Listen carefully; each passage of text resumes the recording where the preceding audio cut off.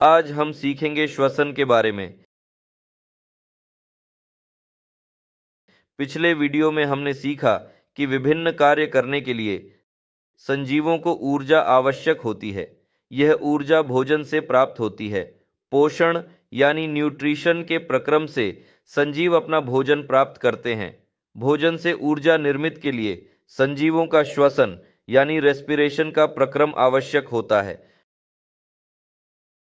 Glucose जैसा जटिल carbon पदार्थों के विघटन से ऊर्जा का निर्माण करने के प्रक्रम को हम श्वसन कहते हैं।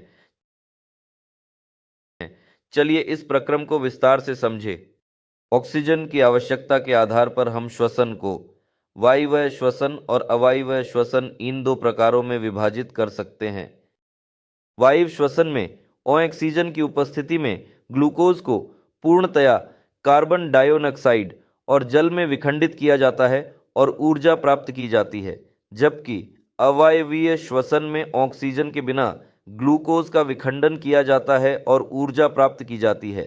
वायवीय श्वसन में अवायवीय श्वसन से अधिक ऊर्जा उत्पन्न होती है। इन दोनों विधियों का पहला चरण समान है। इसमें कोशिका के कोशिका द्रव्य यानी साइटोप्लाज्म में ग्लूकोज इस 6 कार्बन वाले अणु यानी मॉलिक्यूल का 3 कार्बन वाले अणु पिरुवेट में विखंडन किया जाता है और ऊर्जा उत्पन्न की जाती है। प्राप्त पिरुवेट से भी ऊर्जा का निर्माण किया जा सकता है, लेकिन इसकी विधि भिन्न हो सकती है। कोशिकांग यानी सेल ऑर्गेनेल माइटोकॉन्ड्रिया में ऑक्सीजन की उपस्थिति में पाइरुवेट के अणु का विघटन कार्बन डाइऑक्साइड के 3 अणु और जल में होता है, जिसके दौरान ऊर्जा उत्पन्न होती है। इस प्रक्रम में ऑक्सीजन उपस्थित होता है, इसलिए हम इसे वायवीय श्वसन यानी एरोबिक रेस्पिरेशन कह सकते हैं। यीस्ट जैसे जीवों में किण्वन यानी फर्मेंटेशन के दौरान ऑक्सीजन के अनुपस्थिति में पाइरुवेट का एथेनॉल और कार्बन डाइऑक्साइड में विघटन किया जाता है, जिससे ऊर्जा उत्पन्न होती है। ऑक्सीजन के अनुपस्थित ऊर्जा निर्मित होने के कारण हम इसे अवायवीय श्वसन यानी एनारोबिक रेस्पिरेशन कह सकते हैं।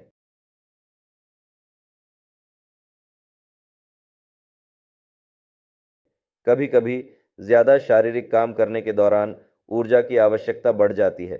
ऐसी स्थिति में पेशी कोशिकाओं यानी मसल सेल में ऑक्सीजन का अभाव हो जाता है। ऑक्सीजन के अभाव में ऊर्जा उत्पन्न करने के लिए कोशिकाएं पिरुवेट का 3 कार्बन वाले अणु लैक्टिक अम्ल यानी लैक्टिक एसिड में विखंडन करती है और ऊर्जा प्राप्त करती है। लैक्टिक अम्ल का निर्माण होना क्राइम का कारण हो सकता है। ऊर्जा निर्माण की इस विधि को हम कुछ जीवाणुओं यानी बैक्टीरिया में भी देख सकते हैं। श्वसन के प्रक्रम से निर्मित ऊर्जा का प्रयोग तत्काल एडीपी और कार्बनिक फास्फेट के बीच आबंध यानी बंध बनाने के लिए किया जाता है, जिससे एटीपी अणु का निर्माण होता है। यह किसी बैटरी को चार्ज करने की तरह है। निर्मित एटीपी चार्ज की गई बैटरी की तरह कोशिका के क्रियों के लिए ऊर्जा का स्रोत बनाकर उपस्थित होता है। ऊर्जा की आवश्यकता अनुसार एटीपी के फास्फेट अंगों के बीच का आबंध तोड़कर ऊर्जा प्राप्त की जा सकती है। वायु श्वसन के लिए संजीवों को नियमित रूप से ऑक्सीजन प्राप्त करना तथा कार्बन डाइऑक्साइड को शरीर से बाहर करना आवश्यक होता है। पर्यावरण में ऑक्सीजन शरीर के अंदर लेना तथा कार्बन डाइऑक्साइड शरीर के बाहर निकलना श्वसन यानी ब्रीदिंग कहलाता है। श्वसन श्वसन प्रक्रम का एक भाग है। विभिन्न जीवों में श्वसन की अलग अलग विधियां देखी जा सकती हैं।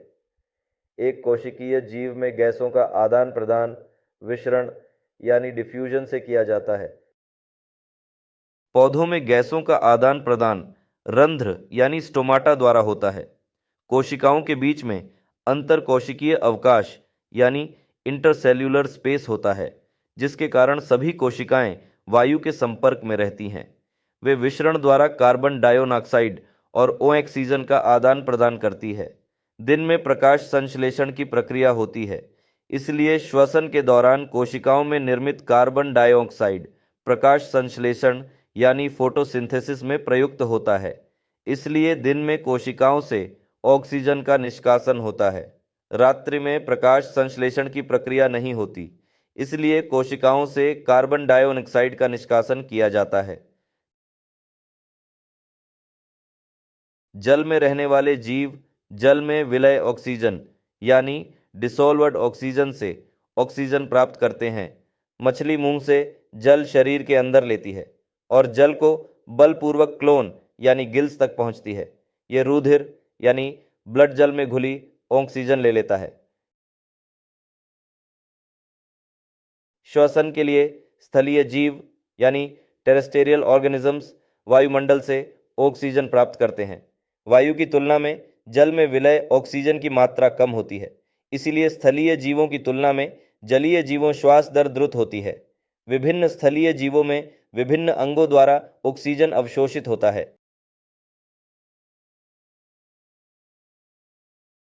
मनुष्य में वायु नासाद्वार यानी नाइंस्ट्रल से शरीर के अंदर प्रवेश करती है। नासाद्वार के मार्ग में महिमबाल और श्लेमा यानी म्यूकस की परत होती है। ये महिमबाल और श्लेमा शरीर के अंदर जाने वाली वायु का निष्पादन यानी फिल्टर करते हैं, जिससे वायु में उपस्थित धूल और अशुद्धियां शरीर के अंदर प्रवेश नहीं करती। इसके बाद वायु ग्रसनी यानी फेरिंक्स और कंठ नली यानी लैरिंक्स से होकर श्वास नली यानी ट्राचिया में पहुंचती है। वायु मार्ग निरूपिटर यानी कॉलेप्स ना हो, इसलिए श्वासनली में उपास्थि के वलय यानी रिंग्स का कार्टिलेज उपस्थित होते हैं। श्वासनली से दो श्वसनी यानी ब्रॉन्ची निकलती है। एक श्वसनी एक फुफ्फुस यानी लंग में जाती है।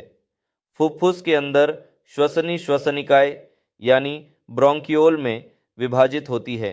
श्वास नली से वायु श्वसनी और श्वसनिकाय से होकर फुफ्फुस के अंदर श्वसनिकाय कुपिका यानी एल्वियोली में अंतर्कृत हो जाती है। कुपिका अंगूर के गुच्छे जैसी दिखती है। कुपिकाओं की भित्ति में रुधिर वाहिकाओं यानी ब्लड वेसल्स का जाल होता है। कुपिका की सतह पतली होती है, जिसके कारण कुपिका की सतह से ऑक्सीजन रुधिर में लिया जाता है और रुधिर में उपस्थित कार्बन डाइऑक्साइड कुपिका में छोड़ दिया जाता है। हम जानते हैं कि फुफ्फुस पसलियों यानी रिब्स के अंदर होते हैं। श्वास लेते समय डायग्राम चपटा हो जाता है, जिसके कारण पसलियों ऊपर उठती है और वक्ष यानी चेस्ट कैविटी बड़ी हो जाती है। प्रमाण स्वरूप फुफ्फुस में वायु प्रवाह होती है तथा कुपिका वायु से भर जाती है। कुपिका के वायु में उपस्थित ऑक्सीजन कुपिका का रुधिर वाहिका के रुधिर में आता है। मनुष्य के शरीर का आकार बड़ा है, इसीलिए सभी ऊतकों तक ऑक्सीजन पहुंचाने के लिए केवल मिश्रण दाब यानी डिफ्यूजन प्रेशर पर्याप्त नहीं है। इसलिए मनुष्य के रुधिर में उपस्थित लाल रुधिर कणिकाओं यानी रेड ब्लड सेल्स में श्वसन वर्णक यानी रेस्पिरेटरी पिगमेंट हीमोग्लोबिन उपस्थित है। हीमोग्लोबिन की ऑक्सीजन के लिए उच्च बंधुता यानी हाई एफिनिटी है। फुफ्फुस की वायु में श्वसन वर्णक हीमोग्लोबिन ऑक्सीजन लेता है और शरीर के सभी ऊतक को और प्रत्येक कोशिका तक ऑक्सीजन पहुंचना है। श्वास छोड़ते समय डायग्राम गुटबंद के आकार यानी डोम शेप का हो जाता है और इसके कारण पसलियां नीचे आती है तथा वक्ष कुही छोटा हो जाती है। परिणाम स्वरूप वायु फुफ्फुस से बाहर आती है। वायु के अंदर आने और बाहर जाने की प्रक्रिया में फुफ्फुस के अंदर वायु का विशिष्ट आयतन यानी रिजिड्यू वॉल्यूम रह जाता है। इस तरह ऑक्सीजन के अवशोषण और कार्बन डाइऑक्साइड के मोचन के लिए पर्याप्त समय होता है।